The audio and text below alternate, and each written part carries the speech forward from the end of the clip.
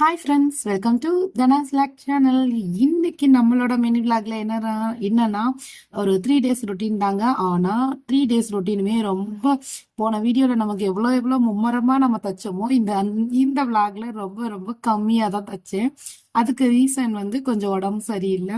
அதான் சொன்னமே, நம்ம 200 ரூபாய்க்கு நம்ம தைச்சோம்னு வச்சுக்கோங்களேன், நமக்கு 500 ரூபாய்க்கு ஹாஸ்பிட்டல் செலவு தாங்க வைக்கும். அதுக்காண்டி நம்ம தைக்காம இருக்க முடியாது. அந்த அந்த நாட்கள்ல நம்ம செலவு பண்ணாலும் மற்ற நாட்கள்ல நம்ம கைக்கு கிடைக்குது, கொஞ்சம் கொஞ்சம் ஏர்னிங்ஸ் நமக்கு கிடைக்கும் அப்படின்ற ஒரு இதனால நம்ம தைக்கிறத நம்ம எப்பயுமே நிப்பாட்டக்கூடாது. ஸோ இந்த பிளவுஸ் எனக்கு வியாழக்கிழமை தச்சு கேட்டிருந்தாங்க. ஸோ நான் அன்னைக்கு தான் உட்காந்து இதை தச்சிட்டு இருந்தேன். வியாழக்கிழமை தான் இந்த வீடியோ நான் எடுத்துட்டு இருக்கேன். காலையில ஒரு 10 மணிக்கு மேலதான் ஸ்டிச் பண்ணவே ஆரம்பிச்சேன். இது எப்படி என்ன சிஸ்டர், ரெட்டு எல்லோ ரெண்டுமே ஒரே மாதிரி எல்லாம் வேற வேற கலர் போட்டிருக்கீங்கன்னு யோசிப்பீங்க. நான் எடுத்து வச்சதுமே நிறைய பேர் நினைச்சிருப்பீங்க 2 பிளவுஸ் அப்படின்னு சொல்லிட்டு. பார்த்தா இதை தூக்கி லைனிங்ல கொடுத்துட்டு இருக்கீங்களே அப்படின்னு நினைச்சிருப்பீங்க. இது அவங்க கஸ்டமரே தான் கொடுத்தாங்க. ஏன்னா அந்த பிளவுஸ் துணி ரொம்ப சுமாரா இருக்கு, அது அப்படியே உள்ள லைனிங்கா இந்த துணியை போட்டுட்டு எனக்கு இந்த சாரீ கிளாத் தச்சு கொடுத்துருங்க அப்படின்னு கேட்டாங்க. பட் இது திக்கான கிளாத் அப்படிங்கறதுனால உள்ள நம்ம என்ன கிளாத் போட்டிருக்கோமோ அது அவங்க வெளியே தெரிய போறது கிடையாது. அதுன்றனால அவங்க அப்படி சொன்னாங்க. எனக்கும் அது ஓகேவா தான் பட்டுச்சு. வேஸ்டா போறது, நம்ம இந்த மாதிரி சாரீஸ் திக்கா இருக்கிறதுக்கு வெளியே போட்டாலும் தெரியாது. ஸோ அப்ப நம்ம என்ன நைலிங்னாலும் நம்ம உள்ள போட்டுக்கலாம் இல்லையா. ஆனா கம்மியா தான் இருந்துச்சு, 80 பாயிண்ட் தான் இருந்துச்சு. அவங்களுக்கு ஒரு மீட்டர் தேவைப்பட்டுச்சு. நீங்க ஒரு 50 பாயிண்ட் வாங்கி போட்டுக்கோங்க சிஸ்டர் அப்படின்னு சொல்லிட்டாங்க, கைக்கு மட்டும். ஸோ நான் கைக்கு மட்டும் ஒரு 1/2 மீட்டர் வாங்கி நான் கைக்கு மட்டும் வேற கிளாத் போட்டு ஸ்டிச் பண்ணேன். அதுவுமே நீங்க ரெட் போட்டுக்கலாமேன்னு யோசிப்பீங்க. பட் எல்லாமே எல்லோவா போட்டுட்டு அந்த ரெட்டை போட்டு அந்த கைக்கு மட்டும் ரெட் போட்டா கொஞ்சம் டிஃப்ரெண்டா இருக்கும். அதுக்கு எல்லாமே எல்லோவாவே இருக்கட்டும்னு சொல்லிட்டு நான் கைப்பகுதிக்குமே எல்லோ கிளாத்லயே லைனிங் கிளாத் எடுத்து போட்டு அவங்களுக்கு ஸ்டிச் பண்ணிட்டேங்க. ரொம்பவே நல்லா இருந்துச்சு பிளவுஸுமே. காலையில ஒரு 10 மணி கொடுத்து ஈவினிங் ஒரு 5 மணி போல அவங்களுக்கு கஸ்டமருக்கு நான் டெலிவரி கொடுத்துட்டேன். கொஞ்சம் இந்த தடவை பிளவுஸ் தைக்க இருக்கு. பட் அவசர ஆர்டர் எதுவும் கிடையாது, அவசரமா யாருக்கும் கொடுக்க வேண்டியது இல்லை. இருந்தாலும் நம்ம என்னைக்குமே என்னோட பிளாக நீங்க டெய்லி பாக்குறவங்களா தான் தெரியும், நம்ம டெய்லி 200 ரூபாய்க்கு ஸ்டிச் பண்ணிடுவோம் அப்படின்னு சொல்லிட்டு. ஸோ வியாழக்கிழமை நான் என்ன பண்ணேன் அப்படின்னா, இந்த கிளாத்தை எடுத்து இதுக்கு லைனிங் போட்டு ஸ்டிச் பண்ணதுனால இதுக்கு எனக்கு ஒரு 200 ரூபாய் கிடைச்சிச்சுங்க. பட் பிளஸ் அவங்களே மற்ற கிளாத் எல்லாம் கொடுத்துட்டாங்க. நான் ஒரு 1/2 மீட்டர் மட்டும் லைனிங் வாங்கி போட்டதுனால அதுக்கு மட்டும் ஒரு 25 ரூபாய் வாங்கியிருந்தேன். ஸோ அன்னைக்கு எனக்கு ஏர்னிங்ஸ் 225 ரூபாய் கிடைச்சிச்சு. நல்லா இருந்துச்சுன்னு சொன்னாங்க. கரெக்டா இருந்துச்சு. அவங்களுக்கு மெஷர்மெண்ட்டுமே எல்லாமே ஸ்டிச் பண்ணி அவங்களுக்கு கொடுக்கும்போது அவங்களுக்கு எப்போ கொடுத்தாலுமே ஏதோ ஒரு ஃபால்ட் சொல்லுவாங்க. அதாவது என்ன ஃபால்ட் அப்படின்னா, ஏதோ ஒரு ஃபால்ட்டா மாத்தி சொல்ல மாட்டாங்க. எப்போ கொடுத்தாலுமே அவங்க சொல்ற ஒரே ஃபால்ட் என்னன்னா, சைடுல லூஸ் விழுது அப்படின்னு சொல்லுவாங்க. அதுக்கப்புறம் என்ன கொண்டுட்டு நான் ஒரு ஸ்டிச் போட்டு கொடுத்துருவேன், அவங்களுக்கு கரெக்ட் ஆயிரும். ஆனா அவங்க அளவு பிளவுஸை கரெக்டா வச்சுதான் நான் ஸ்டிச் பண்ணி கொடுத்துக்கிட்டே இருந்தேன். ஆனாலும் ஏன் அவங்களுக்கு அந்த 1/2 இன்ச் லூஸ் விழுதுன்னு எனக்கு தெரியல. பட் ஆனா 1/2 இன்ச் போட்டு கொடுத்ததுக்கு அப்புறம் கரெக்டா இருக்கு அப்படின்னு சொல்லிடுவாங்க, தையல் போட்டதுக்கு அப்புறம். ஆனா அவங்க கொடுத்த அளவு பிளவுஸ் கரெக்டா இருக்கும் அப்படின்னு சொல்லுவாங்க. அது ஆனா எதனாலன்னு இன்ன வரைக்குமே எனக்கு அதுக்கு ரீசன் தெரியல. நம்ம அதே மாதிரி தானே அளக்குறோம் அப்படின்னு யோசிப்பேன். இந்த பிளவுஸ்க்கு நான் என்ன பண்ணேன் அப்படின்னா, அவங்க அளவு பிளவுஸை விட 1/2 இன்ச் எக்ஸ்ட்ராவா தையல் போடுறதுக்கு நம்மளே இப்ப எக்ஸ்ட்ராவா 1/2 இன்ச் தையல் போட்டு கொடுத்துருவோமே அப்படின்னு சொல்லிட்டு இந்த தடவை 1/2 இன்ச் தையல் போட்டே கொடுத்துட்டேங்க. அங்க பாருங்க, நான் வச்சு காட்டுறேன் பாருங்க. இந்த பிளவுஸை விட அந்த பிளவுஸ் கரெக்டா ஆம்கோல் கிட்டதான் லூஸ் இருக்குன்னு சொன்னாங்க. அப்ப அந்த ஆம்கோல் கிட்ட மட்டும் என்ன பண்ணிட்டேன் அப்படின்னா, ஒரு 1/2 இன்ச் உள்ள தள்ளி தையல் போட்டு கொடுத்துட்டேன். இப்போ உங்களுக்கு வைக்கும் போதே தெரியுதா அந்த 1/2 இன்ச் கேப் இருக்குன்னு. அந்த கேப் ஃபில் பண்ற மாதிரி நானும் தையல் போட்டு உங்ககிட்ட கொடுத்துட்டேங்க. ஆனா அவங்க ரிட்டர்ன் வரவே இல்லை. கரெக்டா இருந்துச்சோ என்னவோ எனக்கு தெரியல. கரெக்டா இருந்திருக்கும்னு நினைக்கிறேன், அதனாலதான் வரல. இது வெள்ளிக்கிழமை, ஆடி 3வது வெள்ளி இல்லையா. பிட்டப்பிராத்தி அம்மன் திருநெல்வேலியில இருக்கிறவங்கன்னா கண்டிப்பா தெரிஞ்சிருக்கும். ஹாஸ்பிட்டல் போறவங்கள, குழந்தைங்களை தூக்கிட்டு ஹாஸ்பிட்டல் போறதை விட இந்த கோயிலுக்கு போறவங்க தாங்க அதிகம். அது என்ன கோவில் அப்படின்னா, பிட்டப்பிராத்தி அம்மன் கோவில்னு சொல்லி திருநெல்வேலியில இருக்கு. டவுன்ல இருக்கு, ஓகேங்களா. அந்த கோயிலுக்கு போயிருந்தேன். நானும் பாப்பாவுக்கு உடம்பு முடியல, கொஞ்சம் ஃபீவராகவே இருந்துச்சு. அதனாலதான் வீட்லயுமே ஒர்க் எதுவுமே பண்ண முடியல, என்னால ஸ்டிச்சிங் ஒர்க்கும் பண்ண முடியல. எனக்கும் கொஞ்சம் ஹெல்த் இஷ்யூஸாவே இருந்துச்சு.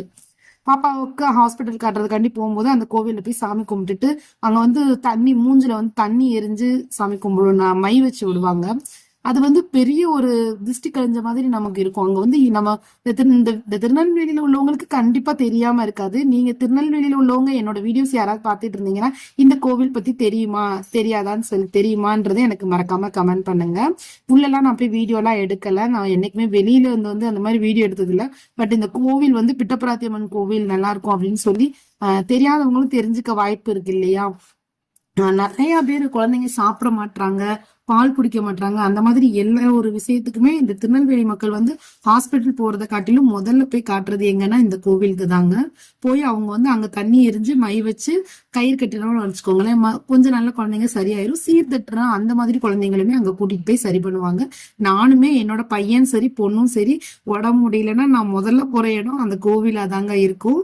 இப்பதான் கொஞ்சம் கொஞ்சமா பாப்பாலாம் கொஞ்சம் பெரிய ஆள் ஆயிட்டாங்கன்றதுனால, ஆனாலுமே நான் இன்னும் அந்த கோவிலுக்கு போறதை விடல. ஏன்னா நம்ம அந்த சைடு தான் ஹாஸ்பிட்டலுக்கு போறோம் அப்படின்னு சொல்லிட்டு போகும்போதே சாமி கும்பிட்டுட்டு போயிருவேன். இல்ல லேட் ஆயிரும் அப்படின்னா வரும்போது சாமி கும்பிட்டுட்டு வருவேன்.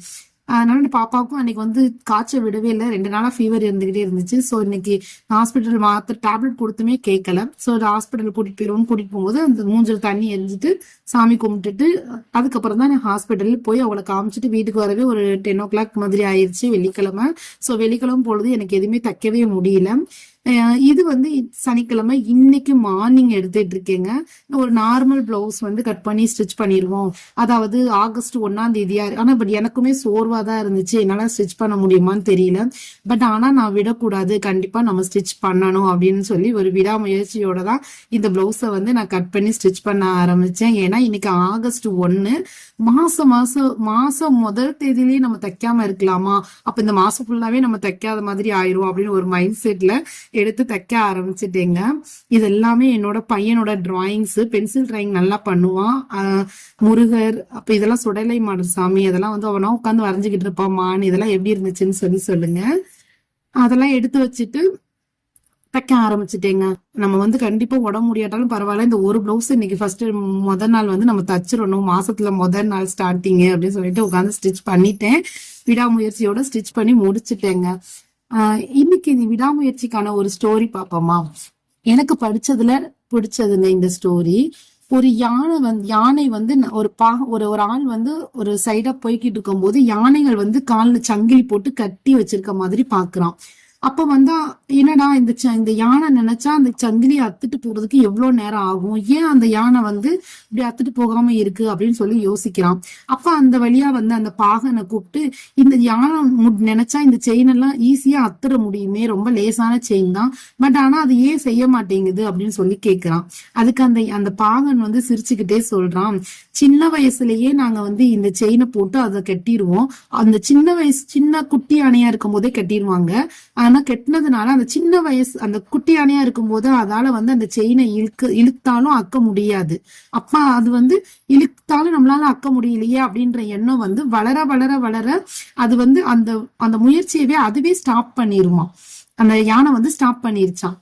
அதாவது நம்மளால அது முடியாது, நமக்கு இந்த செயினை வந்து நம்மளால அறுக்க முடியாது அப்படின்ற எண்ணம் வந்து வளர வளர அது மனசுலயும் அது வளர்ந்துகிட்டே வந்ததுனாலதான் பெரிய யானையா ஆயுமே அது வந்து அந்த செயினை இழுத்து அக்குறதுக்கு வந்து முயற்சி கூட பண்ணல. அத சின்னதுலயே நம்ம அந்த செயினை போட்டு கட்டினதுனாலதான் இப்படி ஆச்சு அப்படின்னு சொல்லி அந்த பாகன் சொன்னானாம். அப்ப அந்த மனுஷன் சொன்னானாம், ஆகா இது வந்து அந்த முயற்சி அந்த யானை நினைச்சிருந்தா கண்டிப்பா அதோட முயற்சி எடுத்தா அந்த செயினை வந்து அத்துட்டு அது போகிறதுக்கு ரொம்ப ஈஸியா தான் இருந்திருக்கும். பட் ஆனா அது முடியல அப்படின்னு சொல்லி அது வளரும் போதே அது மனசுல அதை பதிய வச்சதுனாலதான் அதால அந்த செயினை இப்ப அதால அக்க முடியலன்றத அது மனசுல ஏத்திக்கிச்சு. சோ நம்மளும் என்னன்னா நம்மளால செய்ய முடியாதுன்னு நம்ம மனசுல ஏத்திக்கிட்டோம் இருந்தோம் அப்படின்னா கண்டிப்பா அது நம்மளால செய்ய முடியாம தாங்க போகும்.